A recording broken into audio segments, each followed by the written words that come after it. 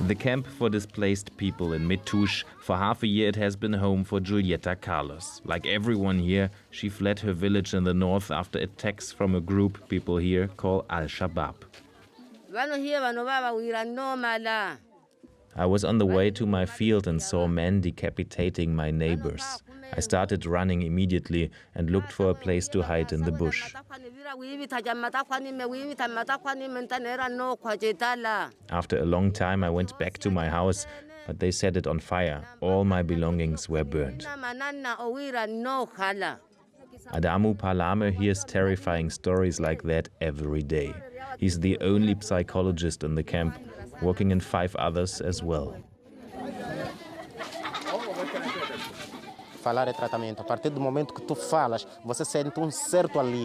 Talking is part of the healing process. It is not only medicine that can help. Talking, sometimes crying, can help too.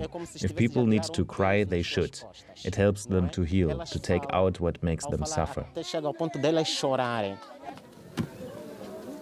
For many here, trauma comes second when you have to fight for survival every day. Julieta Carlos says her family only received rice and grains from the government, forcing them to collect grass in the bush, which they cook and eat.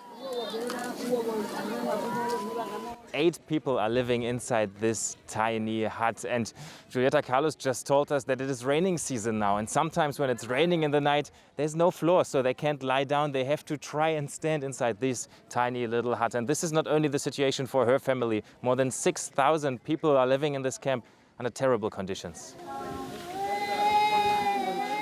There are outbreaks of cholera, a lack of basic medications and food.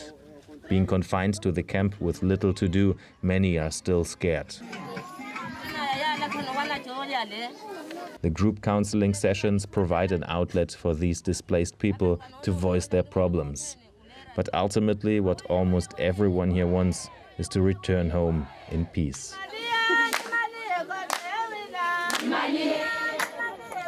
Today, the rights group Amnesty International released a report on the Islamist insurgency in northern Mozambique. The report is based on interviews with internally displaced people from the communities that have been impacted by the increased fighting in the region. Now, Amnesty International's David Matsinhe joins me to tell us more about that report. Hi, David. What does your report say about the raging insurgency in northern Mozambique? It's displaced thousands of people, some of whom we just saw in our report. People of Cabo Delgado are caught in a triangle of violence, war crimes and human rights abuses, because on the one hand, the group fighters are shooting and beheading civilians, burning their homes, looting their food and property, abducting women and girls, subjecting them to sexual, physical and emotional violence, including forced marriages. Secondly, we have government security forces who are subjecting detainees to torture and extrajudicial killings.